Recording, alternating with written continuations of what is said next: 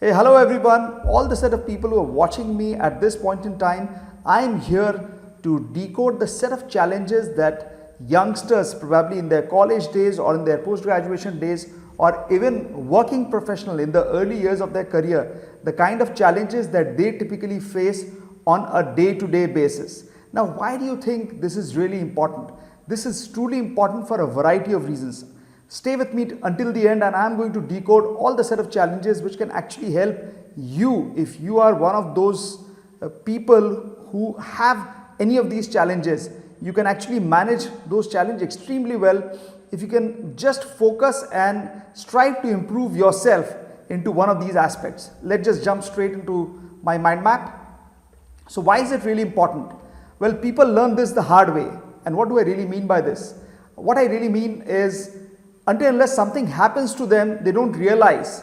And even if it happens, they get to realize this only if either the peer group members or their superiors or someone from the HR team actually ends up pointing it. Now this can happen with actually anyone.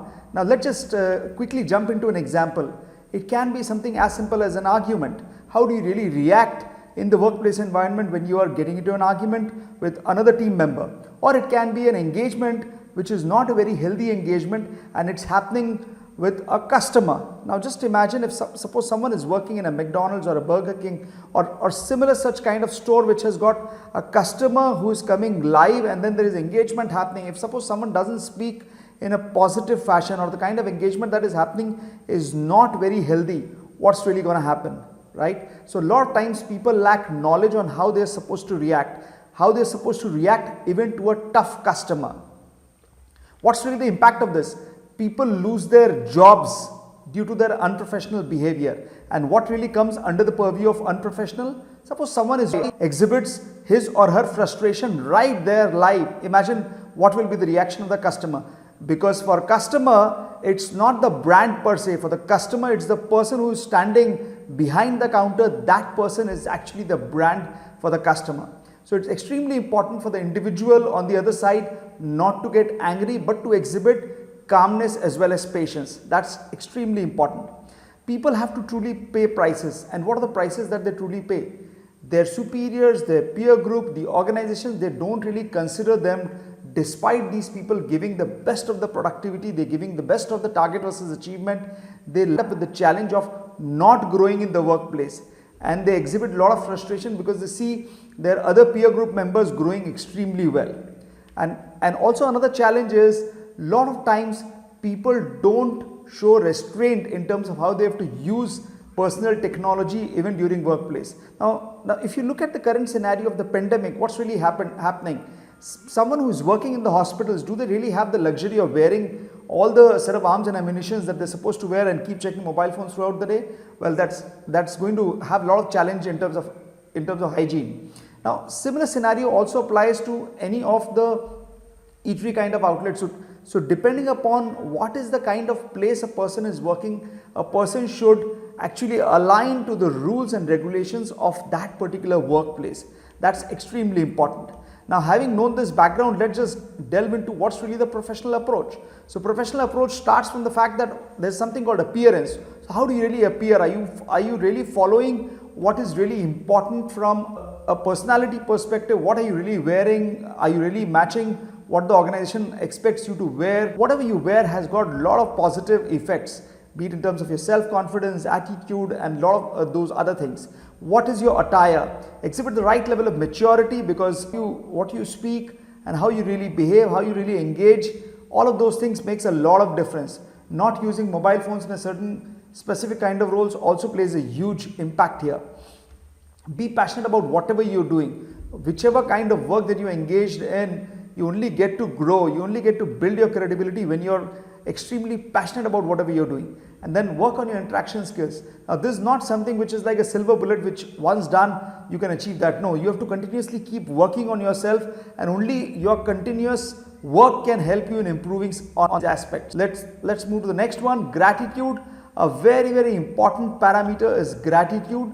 Now skills learned are truly transferable to future job or career being chosen, which means whatever work that you are engaged in at this point in time, even if you're a student who's studying or you're a working professional who's working, anything that you learn today can actually have a far-reaching impact in whatever work that you're going to do in the future. So don't consider that, okay, you're not enjoying the work, you're not doing this, you're not doing that, but you're learning. Focus on the skills that you're learning, because whatever you have learned today can be instrumental in your growth for the future. And the second point is build relationships, because what you build today can actually become more like an asset for you tomorrow when you need help of a variety of people, mentors, superiors, for seeking guidance from time to time. Discipline. Can there be anything which can really happen without discipline? I'm just touching one of the facets of discipline here, which is showing up on time. Now, why am I showing this facet? Because this is something which is easily measurable, this is clear, this is concise. Now, a lot of times people are evaluated basis how disciplined they are.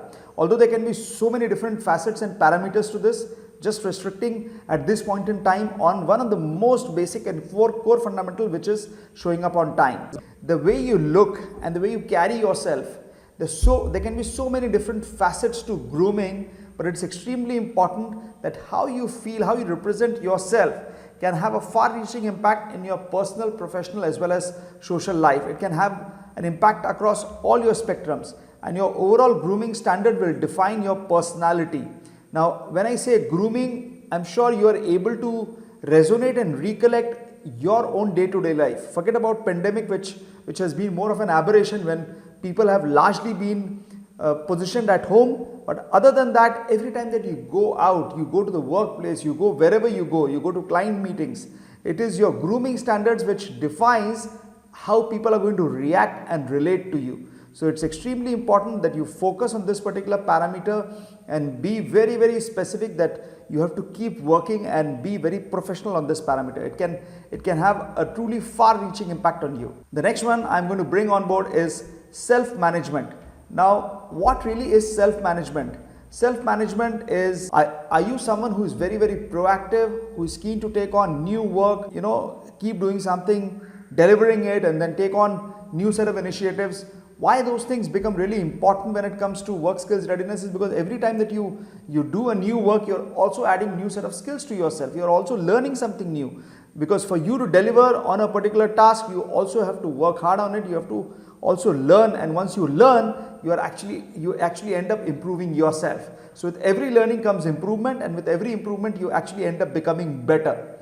And the second parameter in terms of management truly is constructive feedback.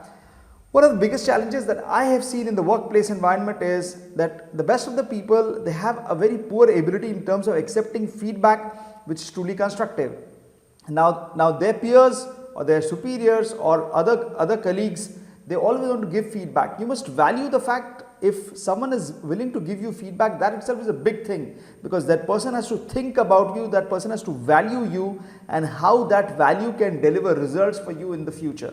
So it's important that you give importance to this. Anyone who gives you constructive feedback, please accept. Yes, feedback a lot of times can also be mixed, where someone is criticizing you and someone is also giving you constructive feedback. All of this is part of the game. Take it in the right spirit, because the fact that you take it in the right spirit can take you actually to a variety of places for future. Attitude. Do I really need to talk about attitude? Attitude is a way of life. Now, what is the kind of language you speak? Do you always search positive even in the worst of negative situations? Are you someone who is always looking at opportunities even in the crisis, in the extreme set of crisis also you're searching for opportunities? Those are the kind of things that defines you as an individual. How flexible are you? What is the level of agility that you exhibit in terms of your work? Are you fixed or are you open to changes? If you are someone who is always open to changes, like for example, the way we used to work earlier pre-pandemic and the way we are working today and the way we are going to work tomorrow, the entire game plan has changed. You look at the country today, not only India but globally, there's so many organizations who always thought and felt that our workplace always needs people to come physically. Where are they today? Their scenarios have changed completely, because they want employees to work from home, because they know that if they don't encourage employees to work from home, the scenario is going to change and they will be out of the business, right? So it's important that as organizations are changing, it's important that you evolve as a person.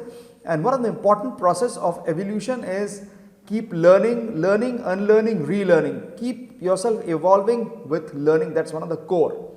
And the last and final one in terms of attitude is emotional intelligence. So what is the level of emotional intelligence that you exhibit in terms of your work?